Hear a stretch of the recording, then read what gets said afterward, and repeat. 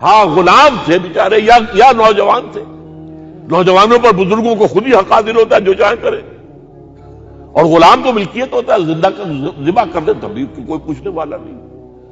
تو جو بیت رہی تھی بلال پر, ابو فقیہ پر, زنیرہ پر, جو ان پر بیت رہی تھی, جو خباب پر بیت رہی تھی, جس طرح ہلاک کیا گیا ہے حضرت سمیہ کو, حضرت یاسر کو, یہ ساری تکلیفیں انہیں بھی تھی. لیکن کیا اس کا یہ بالواسطہ عیسیٰ محمد کے لیے نہیں تھا صلی اللہ علیہ وسلم؟ آپ کے ساتھی آپ کی جانثار ہیں, لیکن آپ ان سے بھی کیا کہیں, فصبروا فصبروا فصبروا. جب ابو جہل بدترین ٹارچر کر رہا تھا حضرت سمیہ اور حضرت یاسر کو رضی اللہ تعالی عنہما, آپ کے علم میں ہے کیسی کیسی ٹارچر کی ہے. جوان بیٹے کو باندھ دیا ایک ستون کے ساتھ, اس کی نگاہوں کے سامنے برہنہ کیا ہے ماں کو.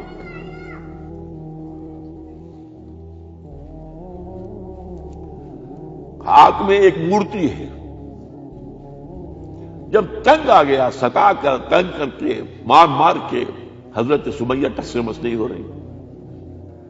کہتا ہے تم ایک دفعہ کہہ دو سمیہ کہ ہاں اس مورتی میں بھی کچھ ہے, میں تمہیں چھوڑ دوں گا.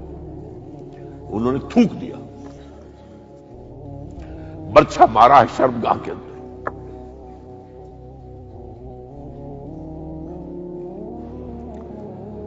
کتنی تکلیف پہنچی ہوگی حضور کو. لیکن آپ گزر رہے, اصبروا یا آل یاسر فإن موعدکم الجنہ.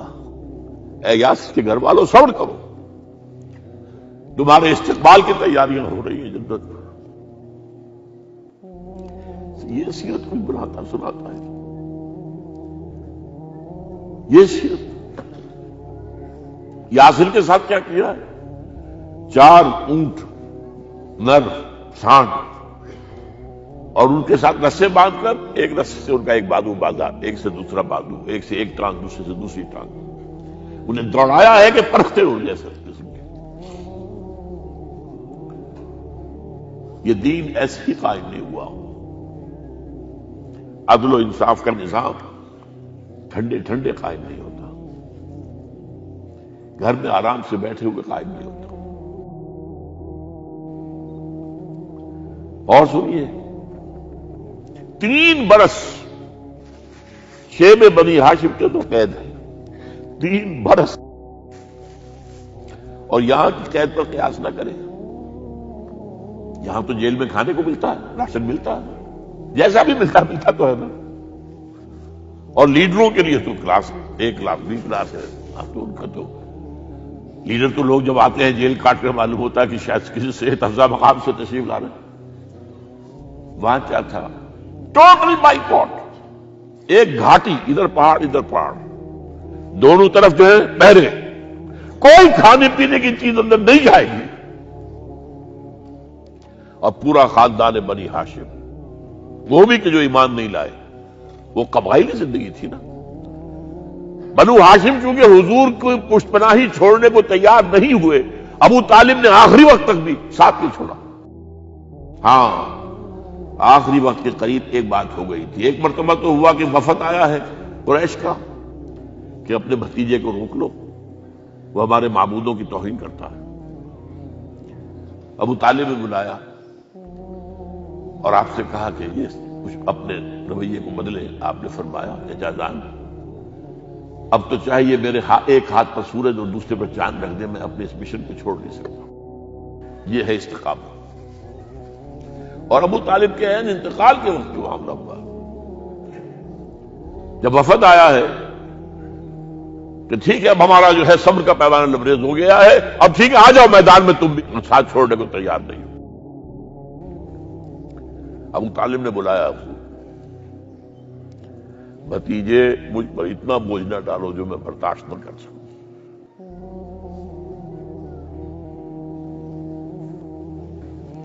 حضور کی آنکھوں میں آنسو آ گئے. چچا جان اب تو یا یہ بات پوری ہوگی یا میں اپنے آپ کو ختم کر دوں, اسی میں ختم ہو جاؤں. 12 شیب بنی ہاشم میں 3 برس اس سال میں گزرے ہیں. ٹوٹل بائیکاٹ، کوئی کھانے پینے کی نہیں۔ کچھ لوگ تھے شریف النفس، مثلا حکیم بن حزام تھے رضی اللہ تعالیٰ، اور بعد میں ایمان لے آئے۔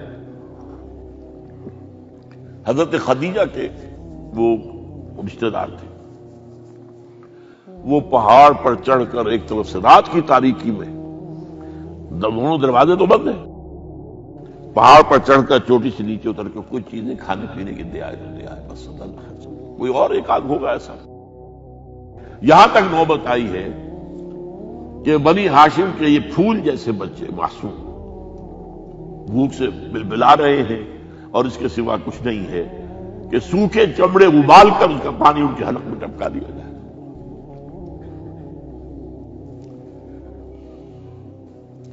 اور جو ہوا وادی طائف میں، جب مکے والوں نے فیصلہ کر لیا کہ آپ قتل کر دو، ابو طالب بھی فوت ہو چکے ہیں، اب کوئی اندیشہ نہیں، کوئی خانہ جنگی شروع نہیں ہوگی، کوئی انٹرا ٹرائبل وار نہیں ہوگی، تو آپ طائف گئے ہیں، شاید وہاں کے 3 سردار تھے بڑے، اور یہ طائف اصل میں قریشی کا سمجھیے کہ یہ ان کا گرمیوں کا یہ صحت افزا مقام تھا۔ یہ تمام جو سردار تھے مکے کے، ان کی جائیدادیں وہاں تھی، باغات تھے، اور وہاں کے بھی 3 سردار تھے، تو شاید ان میں سے کسی کو اللہ توفیق دے دے۔ وہاں گئے ہیں اور صرف ایک ساتھ ہیں، حضرت زید بن حارثہ، حضرت ابو بکر بھی ساتھ نہیں، سائے کی طرح ساتھ رہنے والا بھی ساتھ نہیں تھا۔ وہاں جا کر جو آپ نے تینوں سے بات کی ہے، تینوں نے وہ باتیں کہی ہیں جو کلیجے کو چیر جائیں۔ تمہارے سوا کوئی اللہ کو نہیں ملا تھا رسول بنانے، جاؤ چلے جاؤ۔ ایک کہتا ہے فوراً چلے جاؤ یہاں سے، اس لیے کہ ہو سکتا ہے کہ تم سچے ہو تو کہیں میں تمہاری توہین نہ کر دوں، اور یہ بھی ہو سکتا ہے تم جھوٹے ہو تو جھوٹے کو میں منہ نہیں لگانا چاہتا۔ 3 دن کی یہ سختی، اور اس میں کیا ہو رہا ہے، اسٹریٹ ارچنز جو کہلاتے ہیں ہمارے چھوکرے گلیوں کے، انہیں اشارہ کر دیا ذرا ان کی خبر لو، اب وہ پتھراؤ کر رہے ہیں۔ جیسے ہمارے ہاں کوئی آ جاتا ہے، کوئی نیم پاگل یا کوئی اور کسی طرح کا مست قسم کا آدمی، اور اس کے اوپر چھوکرے چاروں طرف ہوں اور ستا رہے ہوں، یہ نقشہ تھا، اور طائف کی گلیاں تھیں، اور محبوب رب العالمین تھے۔ ادھر سے پتھر آ رہے ہیں تو زید بن حارثہ رکاوٹ بن گئے ہیں، لیکن پیچھے سے آ رہے ہیں، وہ کیسے روکیں گے؟ پیچھے جاتے ہیں تو ادھر سے آ رہے ہیں۔ جسم لہو لہان ہے، خون رس رس کر زخموں سے جوتیوں میں آ کے جم گیا ہے۔ پھر وہاں سے آپ نکل کر گئے ہیں، ایک باغ میں تھوڑی سی پناہ لی ہے تھوڑی دیر کے لیے، جوتے بڑی مشکل سے اترے ہیں، خون جمع ہوا، اور وہ جو پھر دعا نکلی ہے آپ کے، وہ کلیجے کو چیر جانے والی ہے۔ اللہم الیک اشکو ضعف قوتی وقلت حیلتی وحوانی علی الناس، اے اللہ تیری جناب میں فریاد لے کر آیا ہوں، اپنی قوت کی کمی کا، اپنے وسائل کی کمی کا، اور لوگوں میں جو رسوائی ہو رہی ہے، الی من تکلنی الی بعید یتجہمنی اور الی عدو ملکت امری، مجھے کس کے حوالہ کر دیا ہے، مجھے دشمن کے حوالے کر دیا جو چاہے میرے ساتھ کر گزرے۔ فریاد ہے کہ نہیں؟ بڑی زوردار فریاد ہے، بڑی زوردار، لیکن پھر مقام عبدیت کا ظہور ہوتا ہے۔ ان لم یکن علی غضبک فلا ابالی، اے اللہ اگر تو ناراض نہیں ہے، مجھے اندیشہ یہ ہو گیا کہ کہیں تو ناراض تو نہیں ہو گیا ہے، کہیں تو نے میرا ساتھ تو نہیں چھوڑ دیا ہے۔ اگر تو ناراض نہیں تو مجھے کوئی پرواہ نہیں، جو ہو سو سر تسلیم خواہ میں جو مزاج یاد میں آئے۔ واپس آئے ہیں تو مکے میں داخل نہیں ہو سکتے تھے، وہاں تو قتل کا فیصلہ ہو چکا، باہر ہی آپ نے ڈیرا لگایا، زید بن حارثہ کو بھیجا، فلاں شخص کے پاس جاؤ کہ تم اگر امان میں لے لو محمد کو تو محمد آ جائیں، میں تو میری یہ پوزیشن نہیں ہے، میں قریش کے مقابلے میں امان نہیں دے سکتا۔ دوسرے کے پاس بھیجا، اس نے بھی کچھ ایسے جواب دے دیا۔ تیسرے کے پاس جب گئے حضرت زید، مطعم بن عدی، اس نے کہا ٹھیک ہے، میں امان دیتا ہوں محمد کو، وہ آ جائے مکے میں۔ حضور سے آگے کہا، حضور نے فرمایا نہیں جا کر کہو، آ کر لے کر جا۔ کیوں؟ کیا پتا اچانک جو ہے میرے داخل ہوتے ہی کوئی مجھ پر حملہ کرے، قتل کر دے۔ وہ تو یہ کہہ سکے کہ ہمیں کیا پتا تھا کہ مطعم نے جو ہے امان دی ہے، I never knew it۔ اب یہ قبیلے کے اندر یہ ہوتا تھا کہ ایک نے امان دے دی، سب کی طرف سے امان۔ لہذا حضور نے فرمایا آ کر لے کر جاؤ۔ وہ اپنے 6 بیٹوں کو ہتھیار سجا کر لے کر آیا ہے اور پھر لے کر گیا حضور کو، کہتا ہوا گزر رہا ہے راستے میں، لوگوں سن لو محمد میری امان میں ہے صلی اللہ علیہ وسلم۔ اس لیے آپ کو مکے کے اندر پھر 2-2.5 سال مزید رہنے کا موقع ملا ہے، اور اتنا بڑا احسان آپ نے مانا پھر مطعم بن عدی کا کہ غزوہ بدر میں جب 70 اسیر تھے قریش کے حضور کے پاس، تو آپ نے فرمایا تھا کہ اگر آج مطعم زندہ ہوتا اور وہ سفارش کرتا تو میں ان سب کو چھوڑ دیتا بغیر کسی فدیے کے۔ بہرحال یہ چند باتیں میں نے آپ کو بتائی، باقی تو یہ کہ غار ثور ہے کیسی کیسی، اور پھر غزوہ بدر سے پہلے کی رات ہے، اور وہ آپ کا زندگی کا طویل ترین سجدہ ہے اس میں، جہاں تک یہ الفاظ بھی آپ نے کہہ دیا اللہ اگر کل یہ جو 313 یہاں جمع ہیں اگر یہ ختم ہو گئے تو پھر قیامت تک تیرا نام لینے والا کوئی نہیں ہوگا، میں آخری رسول اور میری یہ 15 برس کی کمائی ہے۔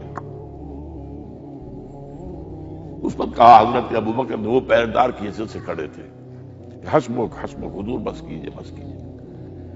بہرحال بدر ہے، احد ہے، زخمی ہوئے ہیں، دندان مبارک شہید ہوئے ہیں، خون اتنا بہا ہے کہ بے ہوش ہو گئے ہیں، اور خبر اڑ گئی ہے کہ آپ شہید ہو گئے۔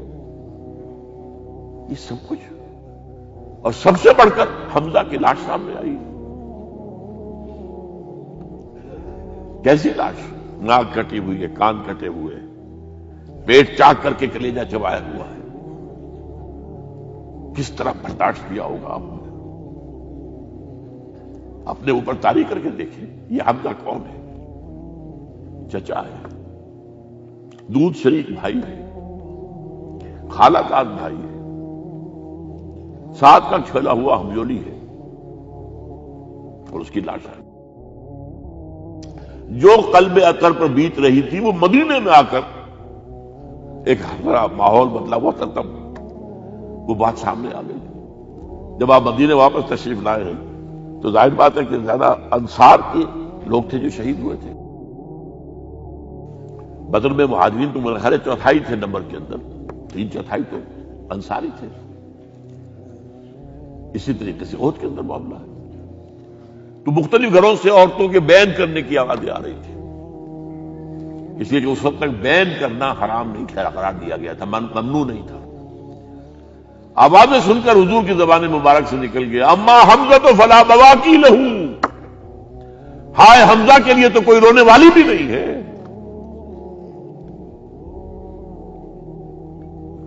اس پر پھر صحابہ نے، انصار نے اپنے ہاں کی خواتین کو حضرت صفیہ کے ہاں بھیجا، وہ سگی بہن تھی، وہاں انہوں نے جا کے بھی تعزیت کی بہن کی۔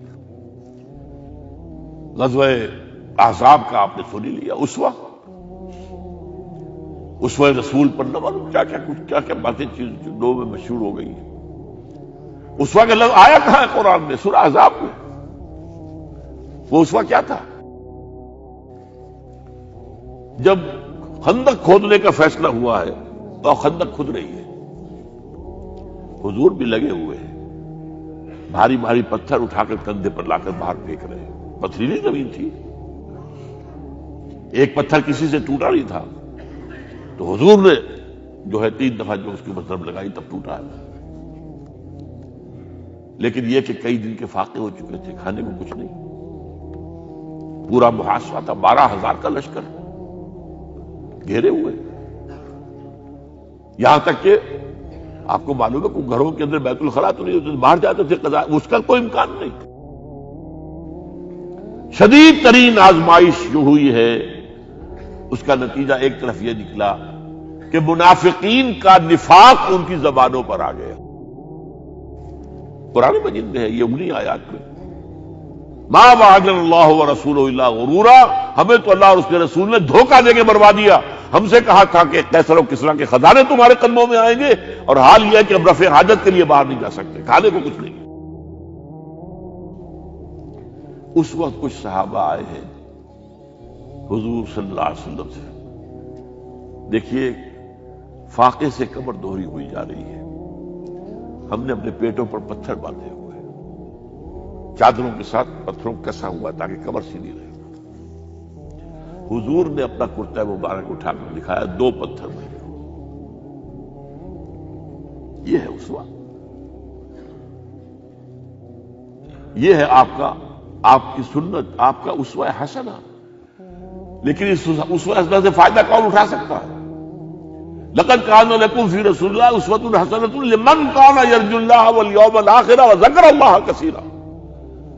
اسوہ تو اپنی جگہ ہے، قرآن میں ہدایت سب کے لیے، ھدی للناس، لیکن فائدہ اٹھائیں گے صرف متقین، ھدی للمتقین، ہے سب کے لیے، اسوہ سب کے لیے ہے، لیکن استفادہ وہی کر سکے گا جو 3 شرطیں پوری کرے: اللہ اور یوم آخر پر ایمان، اور اللہ کا ذکر کثرت کے ساتھ۔ بہرحال یہ میں نے آپ کے سامنے اس حوالے سے رکھا ہے، یہ اسوہ جو ہے حضور کا، یہ ہم پر اتمام حجت ہے۔ دیکھیے نوٹ کیجئے، پوری نوع انسانی پر اتمام حجت، اسلام کا نظام عدل اجتماعی جو قائم کر کے دکھا دیا، حجت قائم ہے، اسے انگریزی میں کہتے ہیں اٹس ڈویبل، کیا جا سکتا ہے، یہ کام ہو سکتا ہے، اس لیے کہ زمین پر قدم بہ قدم چل کر یہ انقلاب آیا، محنت سے آیا، مشقت سے آیا، ایثار سے آیا، قربانیوں سے آیا، تکلیفیں جھیل کر آیا، صبر و مصابرت سے آیا، استقامت و مقاومت سے آیا۔ یہاں پر معجزوں کی کار فرمائی نہ ہونے کے برابر ہے۔ یہاں دھوپ سے بچانے کے لیے کوئی اللہ نے صاحبان نہیں دیا، ظل اللہ علیکم الغمام، اور بھوک سے بچانے کے لیے من و سلوہ نازل نہیں ہوئے۔ غزوہ تبوک میں ایسا بھی ہوا ہے کہ 3 مجاہدین کا 24 گھنٹے کا راشن ایک کھجور، ایک نے منہ میں رکھی، کچھ چوس لی، کچھ گلوکوز چلا گیا اس میں سے، دوسرے کو دے دی، اس نے چوس لی، پھر تیسرے کو، من و سلوہ نازل نہیں ہوئے۔ محنت، مشقت، ایثار، قربانی، صبر، مصابرت، استقامت، مقاومت، یہ ہے اسوہ رسول۔